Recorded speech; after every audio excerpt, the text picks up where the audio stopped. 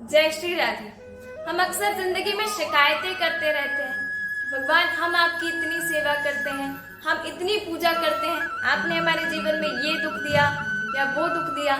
पर क्या आप जानते हैं भगवान उन्हीं को दुख देते हैं जिन्हें वे चाहते हैं कि अपने प्रारब्ध को जल्द ही भोग ले, अपने कर्म बंधन को काट दे, ताकि इन्हें पुनः जन्म लेकर अपने कर्म बंधन को समाप्त करने, अपने प्रारब्ध को भोगने न आना पड़े। श्री राम वृंदावन में एक संत विराजते थे। वे संत अगर आप मथुरा से गोवर्धन की तरफ जाते हैं तो अड़ीग नामक स्थान आता है, वहां पर वे एक संत विराजते थे।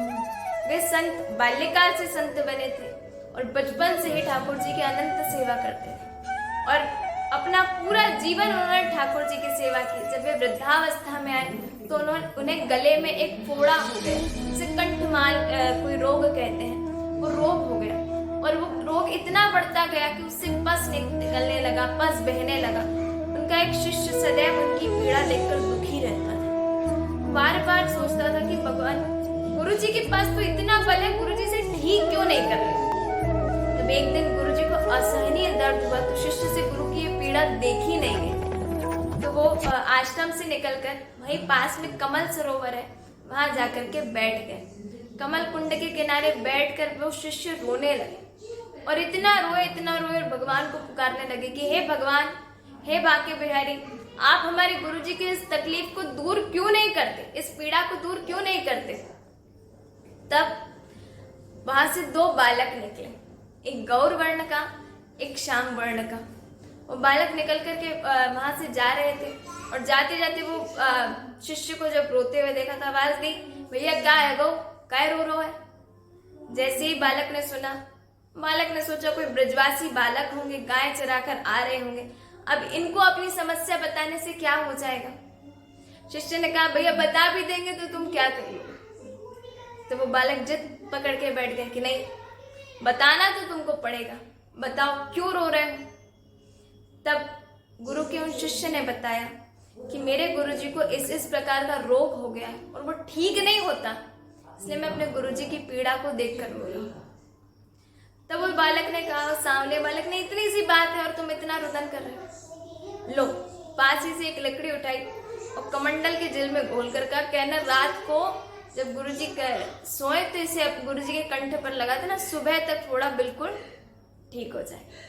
शिष्य आश्रम को गया, रात्रि में जब पस साफ किया उसी समय वो लकड़ी का जल वहां लगा दी, देखा तो सुबह फोड़ा बिल्कुल गायब। शिष्य हैरान रह गया। गुरु जी जैसे उठे अपना गला ऐसे हाथ लगाकर देखने लगे कि ये चमत्कार रात्रि में कैसे हुआ। अब गुरु जी बार बार सोचे, फिर शिष्य से पूछा कि तुम्हें पता है वो ठाकुर जी ने जो कंठा पहनाया था वो कहाँ गया। शिष्य कहता है, गुरु जी आप तो सदैव तुलसी की माला पहनते, कौन सा कंठा। गुरु जी ने कहा, वो फोड़ा कहाँ गया। तो शिष्य ने अपने गुरु को सारी घटना सुना दी। गुरुजी ने कहा, तुम सा मूर्ख शिष्य मैंने आज तक नहीं देखा। मैं चाहता तो मैं भी अपने तपोबल से उसे ठीक कर सकता था, पर मैं उसे इसलिए ठीक नहीं कर रहा था क्योंकि मैं चाहता हूं मैं अपने प्रारब्ध को भुगत लूं। मेरे प्रारब्ध में ये दुख लिखा था और मैं इसे भुगत लेना चाहता था, ताकि मुझे फिर से जन्म लेकर के अपने प्रारब्ध को भुगतने ना आना पड़े। तुमने मेरा ये जन्म बर्बाद कर दिया, अब इसकी यही सजा है कि तुम मेरी सेवा में आज से नहीं रह सकते। शिष्य रोने लगा, कहा, गुरुजी आप कुछ भी सजा दे दीजिए पर ये सजा मत दीजिए। गुरुजी ने कहा, अब तुम मेरी सेवा में वापस तभी आ सकते हो जब मेरे गले में वह फोड़ा वापस आएगा। शिष्य गुरुजी की बात सुनकर हैरान रह गया। शिष्य वापस वहीं गया, वहीं बैठकर रोने लगा। जब शिष्य रो रहा था फिर वही दोनों बालक वहां से निकले।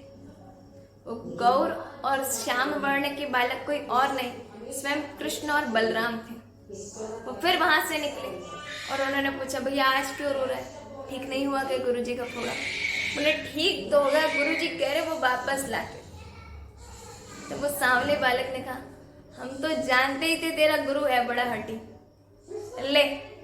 फिर ठाकुर जी ने एक लकड़ी उठाई और कहा, ये जल में घोलकर रात को लगा देना, सुबह तक फोड़ा वापस आ जाएगा। शिष्य ने बिल्कुल वैसा ही किया। सुबह गुरुजी के कंठ में फिर वो रोग आ गए। तो गुरुजी ने कहा, बच्चा हमारे प्रारब्ध में 6 माह का दुख लिखा था, इसमें 3 माह का हम भुगत चुके हैं, सिर्फ 3 माह का दुख बचा है। और इस अगर दुख को अभी नहीं भोगते तो हमें फिर जन्म लेकर इस दुख को भोगने आना पड़ेगा। तो जब भी हमारे जीवन में कोई कष्ट आता है ना, तो ये नहीं सोचना है कि हम ठाकुर जी की सेवा करते हैं या हम ठाकुर जी की सेवा के लिए ये करते हैं या हमने ये पूजाएं की है, ये व्रत नियम किए हैं, फिर हमारे जीवन में कष्ट क्यों?